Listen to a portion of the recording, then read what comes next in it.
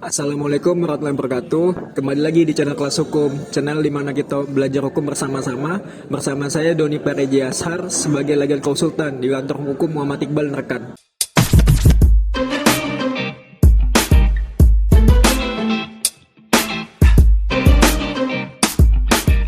Melihat kondisi sekarang, banyaknya siswa-siswi yang sudah mencukupi umur untuk dapat memilih pada saat pemilu.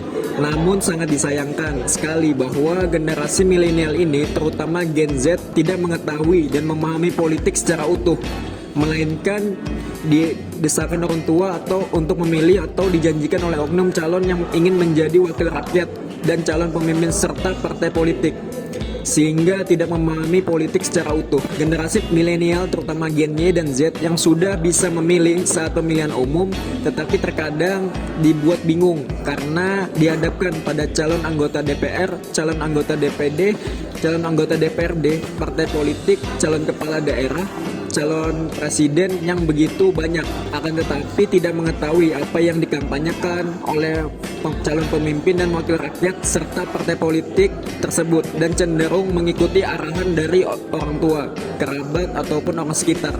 Secara umum seharusnya Gen Y dan Z mengetahui maksud dan tujuan diadakannya pemilihan umum tersebut dengan cara politik boleh memasuki sekolah dan perguruan tinggi dengan catatan mempelajari bagaimana politik terbentuk dan bagaimana kebijakan dan keputusan pemerintah dibuat sampai pada keputusan mereka, membantu siswa menjadi lebih cerdas dan cenderung tidak membuat keputusan impulsif atau kampanye pemilu. Menurut definisi di pasal 1 angka 35 Undang-Undang Pemilu adalah kegiatan peserta pemilu atau pihak lain yang ditunjuk oleh peserta pemilu untuk meyakinkan pemilih dengan menawarkan visi, misi, program, dan atau citra dari peserta pemilu.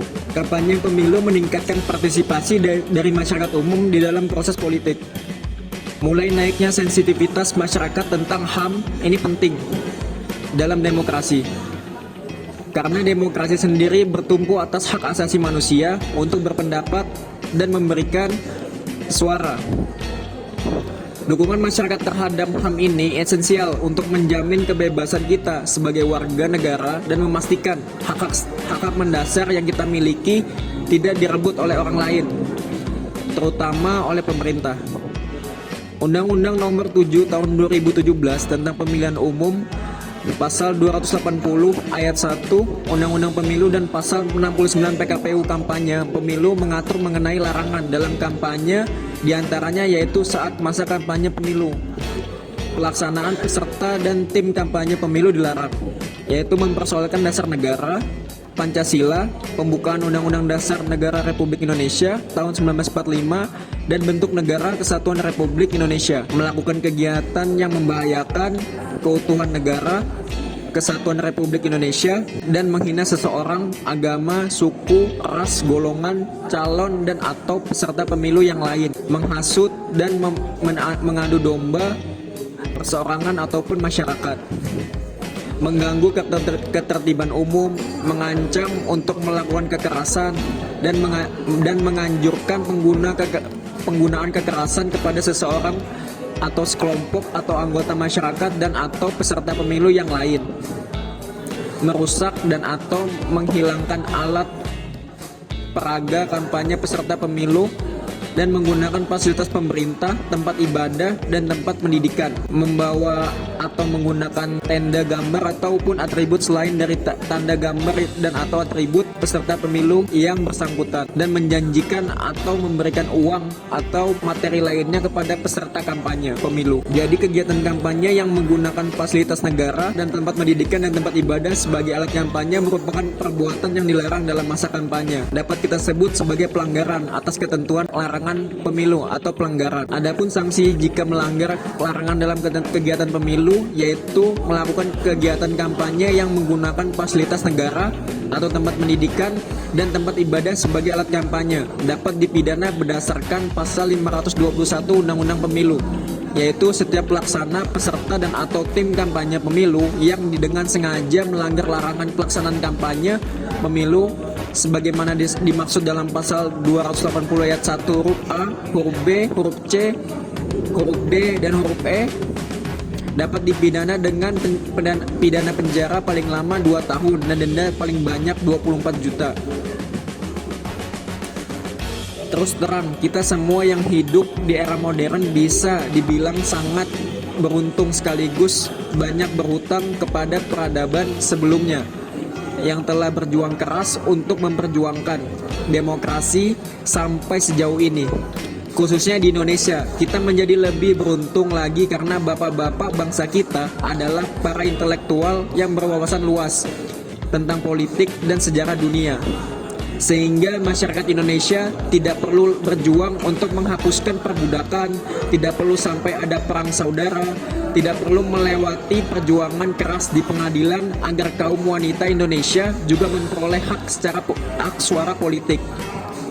Namun demikian, gagasan demokrasi tetap terus berkembang dan berhadapan dengan berbagai macam tantangan. Bahkan di era modern seperti sekarang ini, terlepas dari apakah pandangan kita tentang gagasan demokrasi, saya berharap sebelumnya kita bisa memahami sepenuhnya sebagaimana perjuangan peradaban manusia untuk bisa mencapai tahap ini. Tahap di mana masyarakat tidak hanya harus tunduk dan pasrah pada satu atau sekelompok penguasa, tapi juga memiliki peran dalam menentukan kebijakan publik di mana proses ini dijunjung atas dasar semangat kesetaraan dan kebebasan berpendapat. Peduli pada urusan politik bukan hanya menjadi pemilih dalam pemilihan pemilu. Aksi demonstrasi atau membuat petisi juga merupakan cara yang lazim dilakukan banyak kelompok demi menyalurkan aspirasi mereka, dikarenakan negara Indonesia yang demokratis. Terkait aspirasi ini, memang tidak bisa dipungkiri setiap orang memiliki aspirasi politik yang berbeda-beda. Dikarenakan negara Indonesia yang luas, wilayahnya dan beragam suku, ras, dan agama, sehingga sangat sulit memiliki pandangan yang sama. Akan tetapi, jangan karena peduli politik menjadikan hal itu di atas segalanya. Karena perbedaan pandangan dan aspirasi lantas membuat kita menjadi tercerai-berai dan memutuskan hubungan pertemanan dengan orang sekitar kita. Sebagai disclaimer, video edukasi ini kami buat semata-mata agar teman-teman kelas hukum dapat memahami. Jadi tetap nantikan video edukasi lainnya di channel Kelas Hukum. Sekian edukasi singkat bagi teman-teman kelas hukum agar dapat berhati-hati dalam bertindak. Sampai jumpa di video-video selanjutnya. Jangan lupa like, comment, share, and subscribe. Wassalamualaikum warahmatullahi wabarakatuh.